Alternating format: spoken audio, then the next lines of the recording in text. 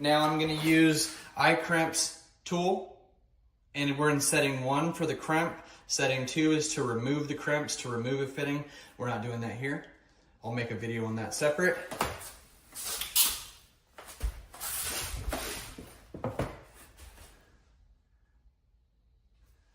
Right there, right there.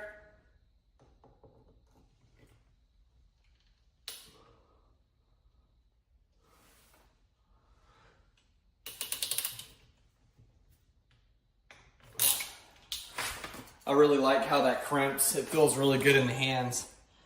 And those 3/4 inch rings are usually pretty difficult, but with this tool right here, not so difficult. I think it's because the handle may be a little bit longer. I'll make a better video on a comparison of the one I used to have and then this one. Okay, and why I'm switching over to this brand.